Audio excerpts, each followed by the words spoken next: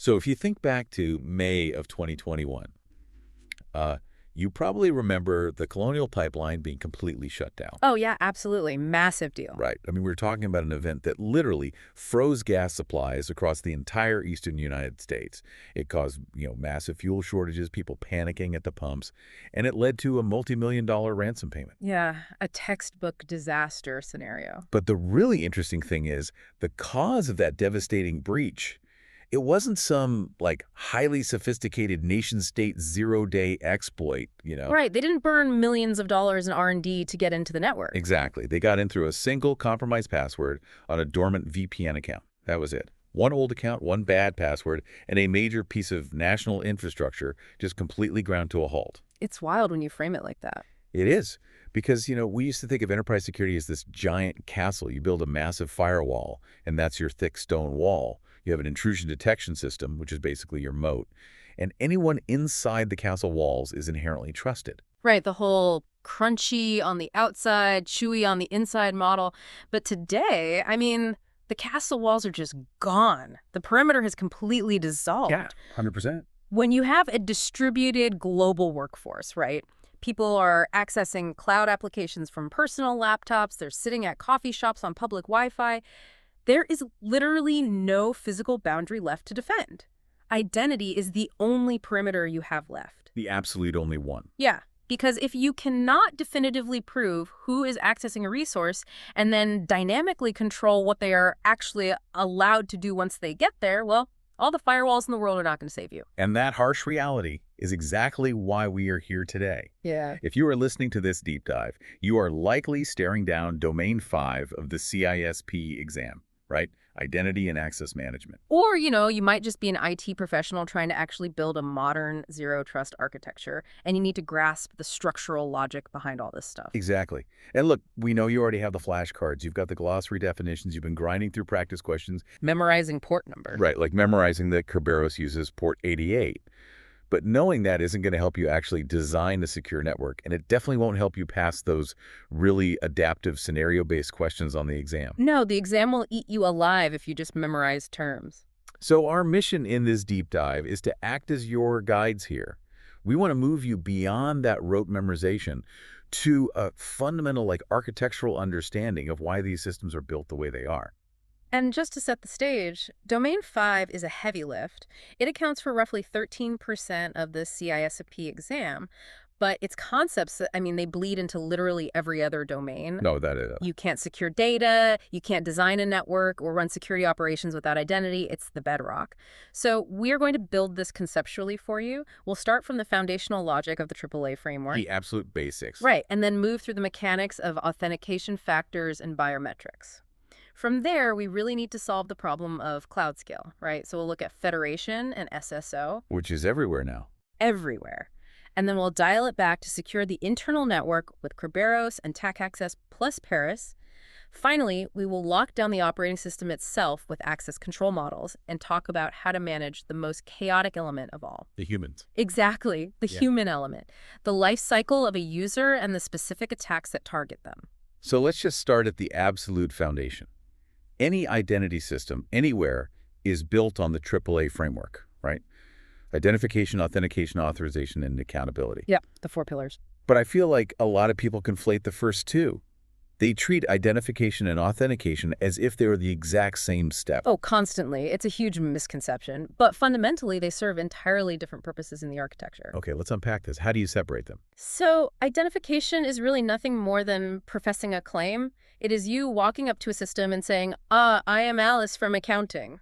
Just introducing yourself. Basically. In technical terms, it is providing a username or an email address. The system now knows who you claim to be, right? And it can go locate Alice's profile in the directory. But here's the key.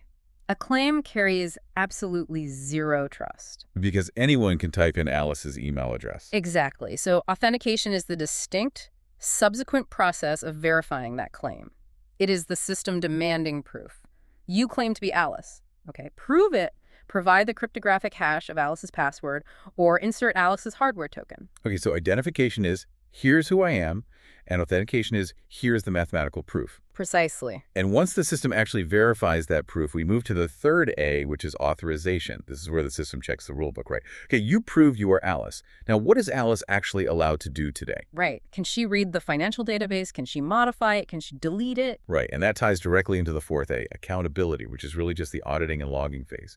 The system records every single action Alice takes while she is authorized.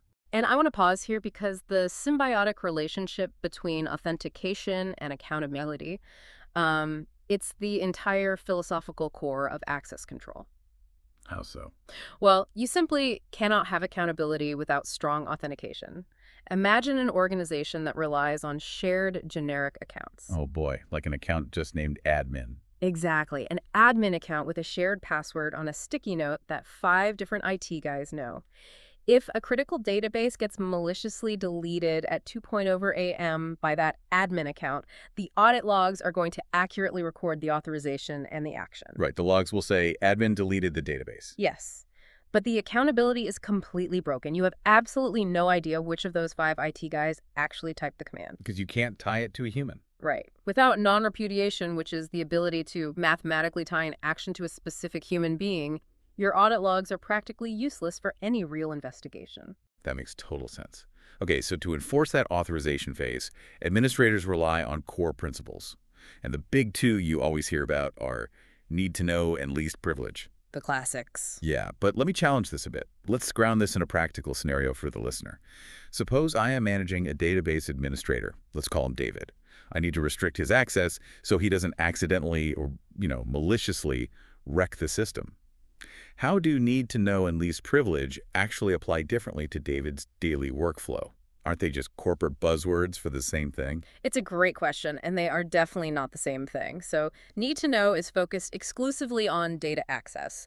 David is a database admin, sure, but does he have a legitimate business requirement to actually view the unencrypted social security numbers stored within that HR database he maintains?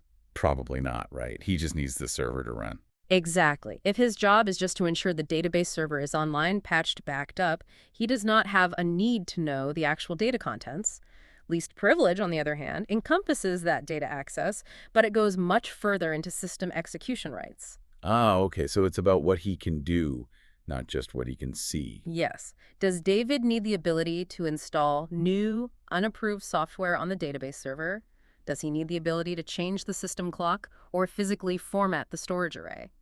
Least privilege dictates that we strip away every single permission and execution right, except for those absolutely critical to his specific job function. Got it. And then if we layer separation of duties on top of that, we ensure David can't complete a highly sensitive transaction all by himself. Right, which prevents fraud. Exactly. Like if David has the power to create a new vendor in the payment system, he should absolutely not have the power to approve invoices for that same vendor.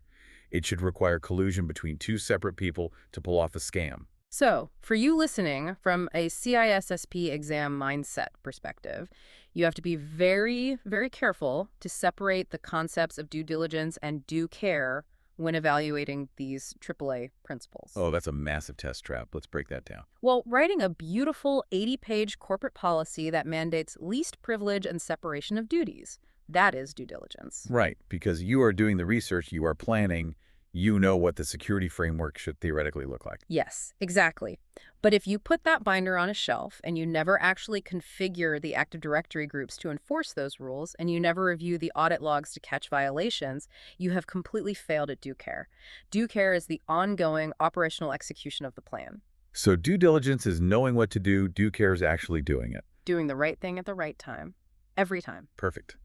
Okay, and executing that plan obviously starts with robust authentication. So how do we actually prove the user is who they claim to be without relying on a shared admin password? Well, that brings us right into the authentication factors, and the industry breaks these down into primary and supplementary categories. Right, the classic 3 primaries. Type 1 is something you know, Type 2 is something you have, and Type 3 is something you are. Exactly. Passwords and PINs are your classic Type 1 factors. They rely entirely on cognitive recall. Can you remember the secret? Right. Type 2 factors imply physical possession. This could be a smart card that you physically insert into a reader, a USB hardware key, or even a mobile phone that generates a time-based, one-time password. An Authenticator app, basically. Yep. And then type 3 is biometrics. Fingerprints, iris scans, facial geometry. You are mathematically measuring a physical characteristic of the user. And then the supplementary factors just add context, right? Like type 4 is somewhere you are, which leverages geographic location, GPS data, or a specific IP address range. Yeah, geofence. And type 5 is something you do, which I always found fascinating because it gets into behavioral biometrics. It's not about your physical fingerprint, but the unique rhythm of how you type on a keyboard, or the specific angle and pressure you use when signing your name on a digital tablet. It's super cool tech. And the National Institute of Standards and Technology, specifically in their 863 document series, they actually grade the strength of how you combine these factors. They use what are called Authenticator Assurance Levels, or AALs. Right, AAL 1, 2, and 3. Yes. AAL1 is just basic assurance. It essentially just requires a password. Single factor. AAL2 requires high confidence, which mandates 2 distinct factors and some resistance to replay attacks. But AAL3 is where the government and massive enterprises are pushing everyone, right? Where it gets highly rigorous. Very rigorous. To achieve very high confidence under AAL3, you cannot just send a user an SMS text message with a 6-digit code. Why not? Under my bank does. Because SMS is incredibly vulnerable to interception via SIM swapping. Attackers trick the telecom provider into porting your number to their phone, and boom, they get your text messages. AAL3 mandates hardware-based cryptographic authenticators that are completely resistant to phishing and verifier impersonation. And this is exactly why you see massive tech enterprises moving toward FIDO2 and WebAuthn standards, passkeys, and hardware tokens. Yeah, the push toward passwordless authentication is arguably the most significant shift in modern identity management. Passwords are historically the weakest link because, let's face it, humans are terrible at creating them. And even worse at remembering them. Exactly. We reuse them across 50 different websites. So by removing the password entirely and relying on a physical hardware key that utilizes public key cryptography, you completely eliminate credential stuffing attacks. Because there's no password to steal. Right. If a user literally doesn't know a password, they can't accidentally type it into a fake cloned login page that an attacker set up. You neutralize phishing. Okay, but I see organizations try to take shortcuts here all the time. Let's say, as an IT admin, I force my employees to create a 16-character complex password. Then, on the very next screen, they have to answer a security question, like what city were you born in? Does that satisfy the requirement for multi-factor authentication? It absolutely does not, and that is a classic trap for security architects, and it's a huge test trap for exam candidates alike. Right, because you're doing two things. You're doing two things, but both a complex password and a cognitive security question fall under type 1, something you know. You haven't added a second factor at all. You've just layered 2 instances of the exact same factor. So it's just two-step authentication, not two-factor. Exactly. Because if an attacker installs a simple keylogger on that machine, they will capture the password and the answer to the security questions simultaneously. True MFA requires crossing categories, a password plus a hardware token, a fingerprint plus a PM. Okay, that is a crucial distinction. Let's dive deeper into type 3 biometrics, because there is some heavy mathematical tuning involved there that dictates how these systems actually function in the real world. A biometric scanner doesn't just take a picture of your fingerprint and compare it perfectly like a photograph. No, not at all. It converts the ridges and minutiae of your finger into a mathematical template. Right. And when you scan your finger tomorrow, you might press a little harder on the glass or your finger might be slightly sweaty. So the new scan won't ever be a 100% perfect match to the stored template. The system has to allow for a margin of error. And that margin of error is exactly where we encounter the false rejection rate, the FRR, and the false acceptance rate, the FAR. Okay, let's break these down. So the FRR, which is known mathematically as a type 1 error, occurs when the system is just too strict. A legitimate user scans their finger, the match isn't quite close enough to the template because they press too hard, and the system denies access. It rejects a true user. Right. The FAR, a type 2 error, is the exact opposite. The system is tuned too loosely, an attacker scans their finger, and the system incorrectly decides it's a close enough match to a legitimate user's stored template, and it grants unauthorized access. A great way to visualize this, and this comes straight from the source texts, is thinking about a smart lock on your front door. A type 1 error, a false rejection, is you standing in the rain, scanning your thumb 3 times before the door finally unlocks. It's annoying. It's an inconvenience. Yeah, major headache. But a type 2 error of false acceptance is a random stranger walking up to your house, scanning their thumb, and your front door swinging wide open. Which is a catastrophic security failure. Exactly.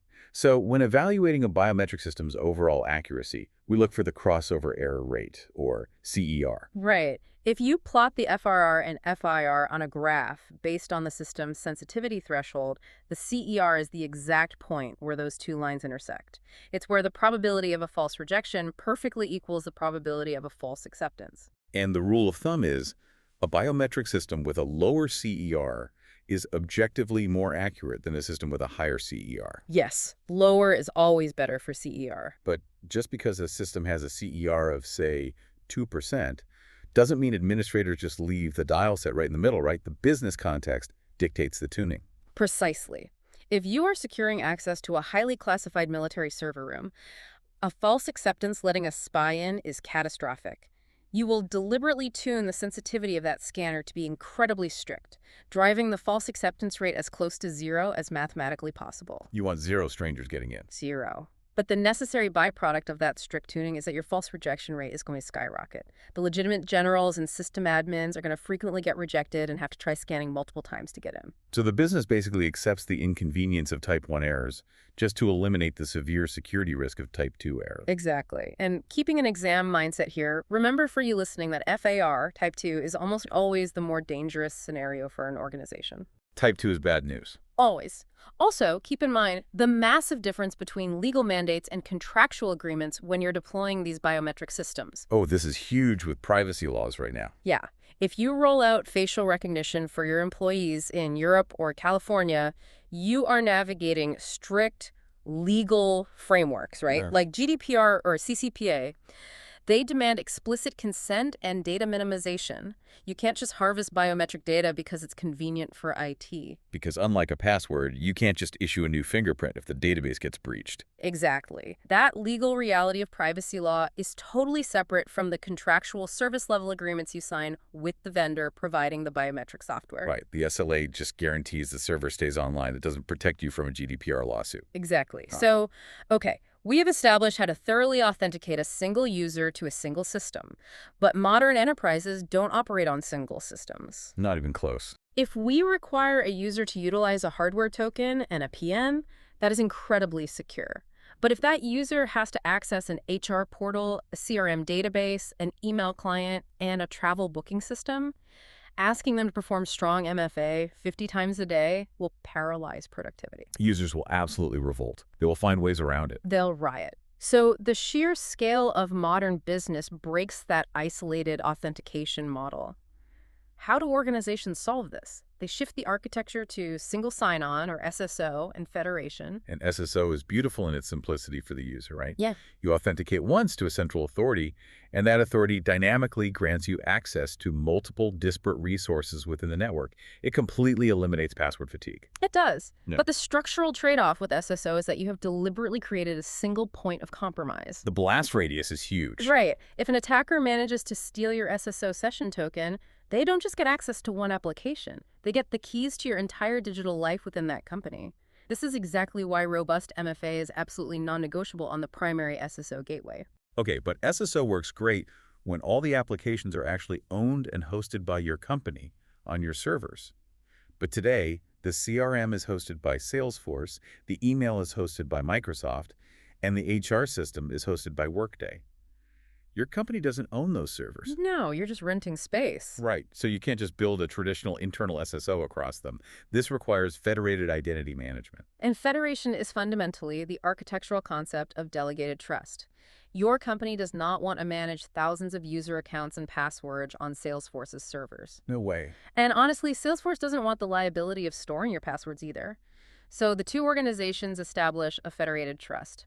Salesforce essentially agrees to trust your company's internal authentication process. And to make that actually happen securely across the open internet, we rely heavily on SAML, right?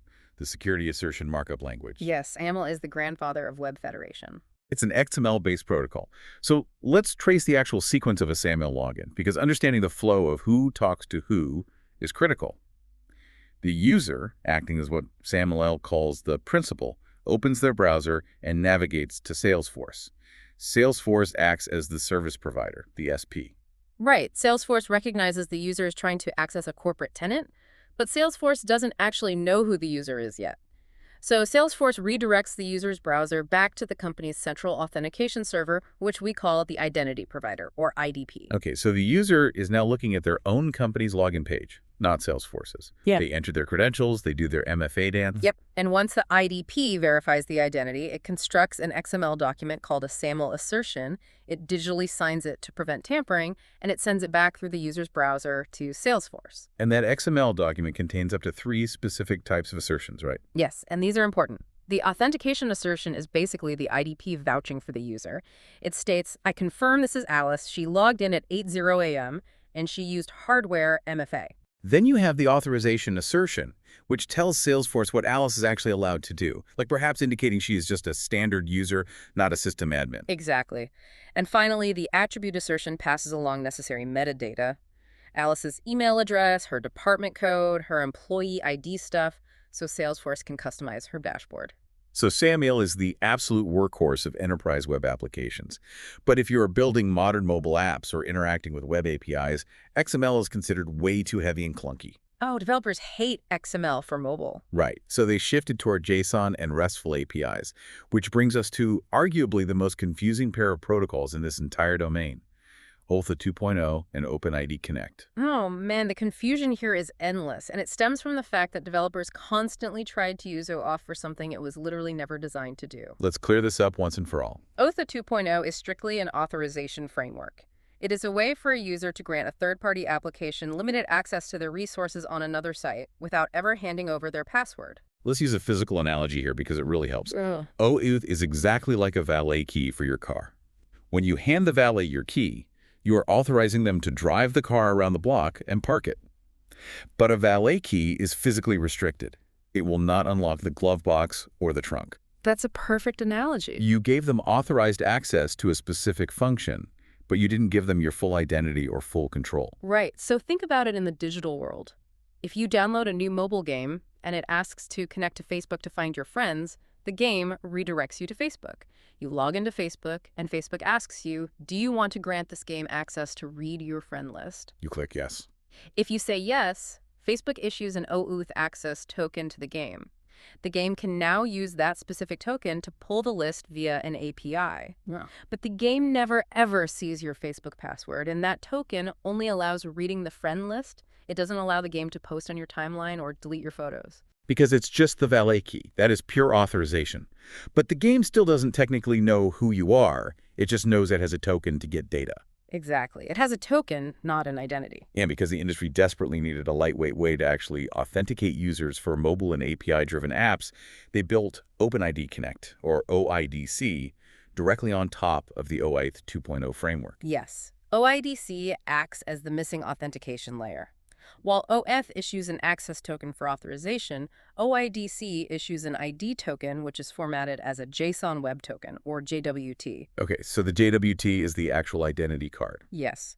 This ID token cryptographically proves to the application exactly who the user is. It provides the authentication piece that was missing from baseline O. So what does this all mean for our cloud strategy? From a strategic perspective, many organizations realize that building and maintaining these complex SAML and OIDC infrastructures in-house is incredibly difficult. It requires a massive engineering team. Right, so they outsource it to an identity as a service, an IDaaS provider, like Okta or Azure AD. But honestly, doesn't outsourcing your core identity provider introduce a massive risk? You are handing the absolute keys to your kingdom to a third party. If Okta goes down, your whole company is locked out. It is a calculated risk, and it requires extensive due diligence. Pure on-premise identity gives you absolute control, sure, but it requires significant capital expenditure and highly specialized staff to secure it against constant attacks. And most companies don't have that talent in-house. Exactly. Cloud-only IDaaS shifts the burden to a vendor who theoretically has much better security resources than you do. But you lose that granular control, so the reality for most enterprises is a hybrid architecture. The best of both worlds. Or the worst, depending on how you configure it. But basically, they maintain an on-premise directory, like Active Directory, as the ultimate source of truth. They synchronize that directory to a cloud IDaaS, and the IDaaS handles all the external SAML and OIDC connections. And one of the most powerful business cases for that hybrid federation setup is just in time, or JIT, provisioning. JIT is a game changer for IT operations. It really is. Without JIT, when a new employee is hired, the IT department has to manually create an account in Active Directory, then they have to log into Salesforce and create an account there, then log into Workday and create an account there. It takes days. And when that employee is fired, IT almost certainly forgets to delete at least one of those satellite accounts. Exactly, leading to orphaned accounts. But JIT provisioning leverages that SAML attribute assertion we talked about earlier. When the new employee attempts to log into Salesforce for the very first time, Salesforce sees a valid SAML assertion from the trusted IDP. Right, they see the trusted signature. And instead of rejecting the login because the account doesn't exist in Salesforce yet, Salesforce dynamically creates the user profile on the fly, right at that exact moment, using the metadata from the attribute assertion. It drastically reduces IT overhead. And crucially, it ensures that if the central IDP account is disabled during offboarding, access to the provisioned app is instantly severed because the authentication chain is broken. So for your exam mindset here, you must rigidly categorize these protocols. If you see a question about OAuth, immediately link it in your brain to authorization. If you see OpenID Connect or OIDC, link it to authentication. Do not mix those up. Furthermore, you need to recognize that federation isn't just a technical configuration, it is fundamentally a legal and contractual relationship. This is a huge point. If a hospital uses a cloud vendor for medical billing via federation, they don't just configure the SAML settings in the dashboard and walk away. Right. They are required to execute strict service-level agreements. And because it involves protected health information, they must sign business associate agreements, or BAAs, under IPA. The technical trust is completely backed by contractual liability. The paperwork is just as important as the XML. Okay, so federation solves the cloud and web application problem brilliantly. But enterprise environments are not just web apps. Network engineers need to log into core switches. System administrators need to authenticate to legacy Windows file servers. Yeah, SAML doesn't help you there at all. No. For internal network access, we rely on the heavyweight protocols, and the undisputed king of internal network authentication is Kerberos. The three-headed dog. Exactly. If you are operating a Windows Active Directory environment, Kerberos is running seamlessly in the background every single time a user logs in. It is a highly complex ticketing-based system that relies entirely on symmetric cryptography, typically AES. And the whole architecture of Kerberos is designed to solve one specific massive problem. How do you prove your identity to a server without ever sending your actual password over the network where it could be intercepted by a sniffer? Which is a brilliant goal. So Kerberos solves this by utilizing a trusted third party called the Key Distribution Center, or KDC. The KDC houses the central database of all user and service passwords. So let's trace a Kerberos login step by step, because the mechanics are vital for the exam. You sit down at your workstation on Monday morning and you type in your username and password. The workstation does not send your password to the KDC. Not even an encrypted version of it. Not at this stage. Instead, it sends a plain text request with just your username to the authentication service, which is a specific component of the KDC. Okay, so the AS gets the username. Right. The authentication service looks up your username, finds your password hash in its secure database, and it generates a temporary symmetric session key. The KDC then encrypts this session key using the hash of your password. Okay, so it locks the package with your password hash. Exactly. It also generates what's called a ticket granting ticket, a TGT. The KDC encrypts this TGT using its own super secret master key. Then it sends both of these encrypted packages back over the network to your workstation. Your workstation receives the package. Because you just type in your password on the keyboard, your workstation calculates the hash locally, and it uses that hash to decrypt the session key that the KDC sent. And notice the brilliance there. The KDC verified you knew the password because only the true password hash could decrypt the package. Yet the password itself never traveled across the wire. It's so elegant. So now your machine has the symmetric key, and it holds the TGT, which it actually cannot decrypt because it's locked with the KDC's master key, but it stores it in memory anyway. Right, it's just holding on to it. It's like an amusement park wristband. Oh, that's perfect. Walk me through that. Okay, so the TGT is like showing your ID once at the front gate of the amusement park, the authentication service, and they give you a wristband, the TGT. Now, instead of showing your driver's license at every single roller coaster inside the park, you just flash the wristband to get a ride ticket. So when you subsequently want to access a specific resource, like the corporate file server or roller coaster, You don't talk to the authentication service again. No, you send your TGT wristband and a request for the file server to the second component of the KDC, the Ticket Granting Service, or TGS. The TGS uses its KDC master key to open the TGT, verifies you are legitimate, and generates a service ticket specifically for that file server. You present the service ticket to the file server, and boom, you are granted access. It is a phenomenal architecture. But there is a massive Achilles heel built into Kerberos. It is hyper-reliant on time synchronization. Right. If the clock on your workstation is more than 5 minutes out of sync with the KDC, the entire process breaks down and you cannot log in. Wait, why does Kerberos care so much about what time it is? It is the primary defense against a replay attack. Okay, how does that work? Let's say a malicious actor uses a packet sniffer on the network and captures your encrypted service ticket as you send it to the file server. The attacker doesn't know the cryptographic keys to decrypt it, but they don't need to.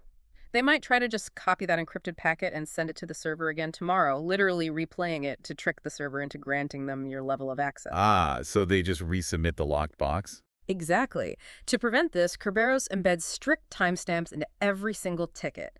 When the file server receives a ticket, it checks the timestamp. If it is outside a very narrow window, usually 5 minutes, the server assumes it is a stolen, replayed ticket, and it outright rejects it. So without the Network Time Protocol, NTP, keeping all devices perfectly synchronized, legitimate tickets would be rejected and the whole system would just collapse. Complete denial of service. Wow. Okay, so Kerberos handles the internal domain. What about the network infrastructure itself? If I have a team of network engineers who need to dial into VPNs or securely log into the command line of our Cisco routers, I need a remote access AAA protocol. Yes, and the two historical heavyweights here are Radius and TACAS Plus Era. Radius, the remote authentication dial-in user service, is absolutely ubiquitous. It is everywhere. It was originally designed back in the 1990s for modems and dial-up connections. Because dial-up connections were notoriously unstable and prone to dropping, Radius was built on UDP, a connectionless transport protocol.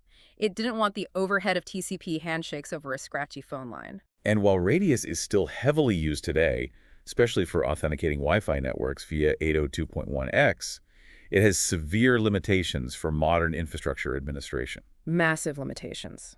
First, it only encrypts the password itself.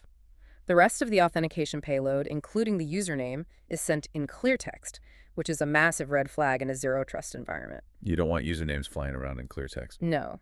And the second major limitation is architectural. Radius merges authentication and authorization into a single, indivisible process. When the server applies access accept, it inherently provides the authorization parameters at the exact same time. You cannot separate them.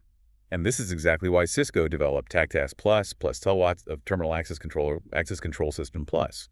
It's an open standard now, but it was designed for reliable internal networks, so it operates over TCP port 49, ensuring guaranteed packet delivery. Crucially, it encrypts the entire payload, not just the password. But the real defining feature of TACTAS Plus is that it completely uncouples the AAA framework, right? Yes.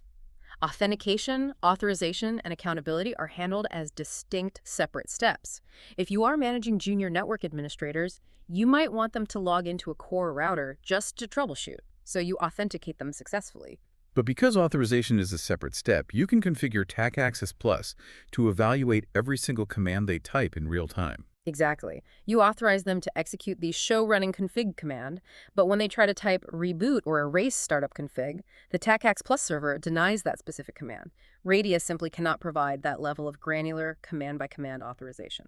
But as networks have evolved into massive global cellular and roaming architectures, even TACAX Plus and Radius struggle to keep up with the sheer scale. So we are seeing a heavy transition toward diameter. Right, diameter. It is literally meant to be the successor to Radius. It's twice the radius. I love that naming convention. It uses reliable transport protocols like TCP or SCTP. It supports a vastly larger attribute space, and it mandates IPsec or TLS for comprehensive encryption. It is the backbone of modern telecommunications authentication. So keeping our exam mindset sharp for these protocols, port numbers are highly testable because they dictate firewall configurations. You must know that Radius operates on UDP ports 1812 and 1813. TACAS Plus uses TCP port 49. Kerberos operates on port 88, capable of both UDP and TCP. Yes, burn those into your memory. Furthermore, choosing to implement TACAS Plus over Radius for administrative router access is a definitive example of security due diligence.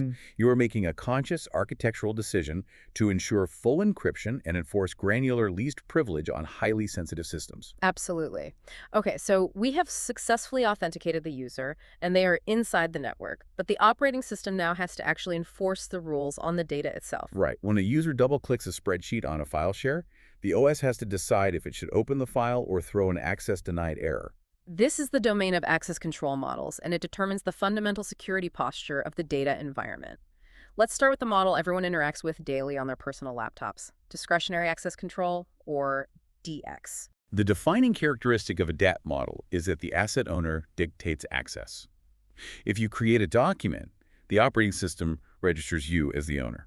And you then have the absolute discretion to modify the access control list, the ACL, to grant read or write permissions to your colleagues. The system leaves the security decisions completely up to the judgment of the individual users. It is highly flexible. I think of it like managing a personal cloud storage drive. I upload a folder of photos, I own it, and I decide to share a link with specific friends. Yeah, that's pure DC. But delegating security decisions to end users is a terrifying prospect for a highly classified organization. In a DAX system, there is a fundamental vulnerability regarding administrative rights. Here's where it gets really interesting. If I am a rogue system administrator on a Windows domain, which uses DAC, and I want to read the CEO's private files, I can simply use my admin privileges to forcefully take ownership of those files. Yep, you just seize ownership. Once I am the owner, DAC grants me the discretion to rewrite the ACL and give myself full access. And that specific vulnerability is exactly why the military, intelligence agencies, and highly regulated industries reject DA entirely in favor of mandatory access control, or MA. In a MAC environment, the asset owner has zero discretion. None. The system strictly enforces access based on overarching, immutable organizational policies through the use of labels. MA relies on a lattice-based architecture. Every subject, every user is assigned a clearance label, such as secret. Every object, every file or database is assigned a classification label, such as top secret. And the system mathematically compares those labels. If a user with secret clearance tries to open a top secret file, the system denies access. Even if the user created the file, and even if they are a system administrator, they cannot bypass or rewrite the MA label policy. It's hard-coded into the OS logic. We see this formalized in theoretical models like Bell-LaPadula, right? Which focus on confidentiality, enforcing rules like no read-up, you can't read data classified higher than your clearance, and no write-down. Right. No write-down means you can't take secret data and write it into an unclassified file, which perfectly prevents data leaks. And AMAC environments can be hierarchical, relying on ordered levels, or they can be compartmentalized, enforcing strict need-to-know silos. Like requiring access to a specific project code word regardless of your general clearance level. Exactly. But look, MC provides phenomenal security, but the administrative overhead of labeling every single file and user is crushing for a normal commercial enterprise. Our retail company isn't going to assign top secret clearance to their Q3 sales spreadsheets. No, it would paralyze them. Yeah. They needed something more structured than DAY, where users just do whatever they want, but more manageable than MAMA. So the industry standard became role-based access control, or RBAC. RBAC is non-discretionary. Users do not receive permissions directly to files. Instead, permissions are tied to specific roles that mirror job functions. You create an accounts payable role and assign it read-write access to the financial ledger. When you hire an employee for that department, you simply place them into the role. When they quit, you remove them from the role. The permissions are centrally managed. But large enterprises ran into a scaling nightmare with RBAC, known as role explosion. Oh, this is the worst. It starts simple, but soon you have an accounts payable East Coast role and an accounts payable West Coast manager role. To accommodate every minor exception and temporary project, companies end up with thousands of micro roles. The role management becomes just as complex as managing individual users. And the modern solution to role explosion is attribute-based access control, or ABAC. ABAC abandons rigid, static roles in favor of dynamic, context-aware rules. It evaluates multiple attributes simultaneously. It looks at subject attributes as the user in the finance department. It looks at object attributes as the data tagged as financial. And it looks at environmental attributes as currently normal business hours. And device attributes is the user on a corporate-issued laptop with an updated firewall. Exactly. Using a language like XACML, the Extensible Access Control Markup Language, administrators can write plain English policies. Allow finance users to write to the ledger, but only if they are on a corporate device and only from an internal IP address. So if the user tries to log in from a hotel Wi-Fi network, the environment attribute changes, and ABAC dynamically denies access, even though the role hasn't changed at all. It's incredibly powerful, and this naturally evolves into risk-based access control, which utilizes machine learning to monitor behavior continuously. Right. The system establishes a baseline of normal activity for a user. If a user typically downloads 10 megabytes of data a day and suddenly attempts to download 40 gigabytes of proprietary source code at 3:00 a.m. from a foreign IP address, the risk score spikes. The system will dynamically revoke access or force an immediate MFA challenge, regardless of the user's static permissions. Okay, so for the exam mindset on access control, you must be able to instantly recognize the keywords associated with these models. If a scenario mentions labels, clearance, or a lattice, you are dealing with mandatory access control. Every time. If the scenario explicitly describes data owners deciding who gets access, that is discretionary access control. Recognize the context too. MA is driven by legal and federal mandates for national security, whereas DCO and RBAC are driven by internal corporate policies and efficiency. Spot on. Now, all of these sophisticated access control models operate on one singular critical assumption. The directory data regarding the users is actually accurate. Which it almost never is. Exactly. In the real world, human employment is chaotic. People are hired, they change departments, they go on leave, they get promoted, and they are terminated. Managing this chaos requires strict adherence to the identity lifecycle. And the lifecycle has three primary phases. Phase 1 is provisioning or onboarding. This is the creation of the digital identity, the initial assignment of hardware, and placing the user into their starting RBAC roles. It sets the baseline. Phase 2 is role transition, and this is where security postures usually completely fall apart. Oh, let's look at a common scenario here. Let's talk about our guy Bob. Bob starts his career in the Human Resources Department. He is provisioned with access to the payroll systems. A year later, Bob is doing great. He is promoted and transfers to the finance department. IT provisions him with access to the corporate banking portals. Right, they add the new access. Then, 2 years later, he transitions to the IT department as a system administrator, gaining elevated domain rights. So if the organization is not conducting rigorous account access reviews, Bob suffers from what we call privilege creep. Because nobody remembered to revoke his HR access when he moved to finance, and nobody revoked his finance access when he moved to IT. Bob is now a standard IT admin who still holds the keys to the payroll and corporate bank accounts. He basically becomes a god on your network. He possesses an accumulation of rights that vastly exceeds his current need to know, completely violating the principle of least privilege. To combat this privilege creep, administrators must implement regular audited access reviews where department managers are forced to manually verify and attest to the permissions held by their direct reports. Yes, recertification campaigns. But the life cycle isn't just about standard users like Bob. The highest risk lies in privileged access management, or PAM. Because managing a standard user's password is one thing, but managing the root or domain admin credentials requires specialized infrastructure. Administrators should never, ever log into their daily workstations using high-privileged accounts for tasks like reading email or browsing the web. Never. A PAM solution vaults these critical credentials. When an administrator needs to perform a highly sensitive task, they log into the PAM portal. They check out a temporary just-in-time credential, or the PAM system proxies the connection directly so the admin never even sees the password. The password is automatically rotated after use, and the entire session is meticulously recorded, sometimes even screen recorded, for accountability. But while organizations focus really heavily on human administrators, they often ignore a massive, gaping vulnerability: service accounts. Service accounts. These are the non-human accounts used by applications, databases, and APIs to communicate with one another. Why are service accounts such a nightmare to secure? Because they lack a human operator, so they cannot respond to an MFA prompt. They rely entirely on static passwords. Furthermore, application developers are terrified of breaking legacy systems, so those static passwords are often never rotated. A service account created 5 years ago might still have the exact same password today. And to ensure the application never encounters a permissions error, developers routinely grant these accounts exorbitant privileges, sometimes full administrative rights across the entire domain. They are highly privileged, poorly monitored, and weakly authenticated. They are the ultimate jackpot for an attacker looking to move laterally. And that leads directly into how the threat landscape targets IAM. Once an attacker establishes an initial foothold, perhaps by phishing a standard user like Bob, their immediate goal is privilege escalation.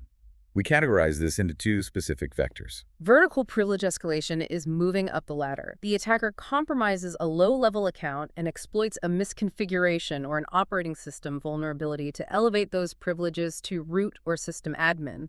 They transform a standard account into a God-tier account. Horizontal privilege escalation is lateral movement. The attacker compromises Alice's account, but Alice doesn't have the data they want. They use Alice's account to pivot and access Bob's account, who is a peer at the exact same privilege level, but Bob has access to different project files. Advanced Persistent Threats, or APTs, heavily utilize horizontal escalation by hunting for those forgotten, unmonitored service accounts we just talked about. The Security Operations Center might be watching the human accounts closely, but the APT moves silently across the network using a backup service account that nobody is monitoring. We also see identity heavily targeted at the application layer through session manipulation and web vulnerabilities. Two of the most critical to understand for the exam are cross-site scripting, XSS, and cross-site request forgery, CSRF. They sound similar, but their mechanisms are entirely different. Let's break down the mechanics. XSS, cross-site scripting, exploits the trust a user has in a specific website.